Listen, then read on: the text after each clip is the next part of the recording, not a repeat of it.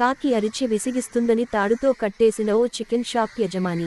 అంబేద్కర్ కోనసీమ జిల్లా తాటిపాక డైలీ మార్కెట్లో ఒక కాకి అరిచి విసిగిస్తుందని దాన్ని ఓ చికెన్ షాప్ యజమాని తాడుతో కట్టేశాడు.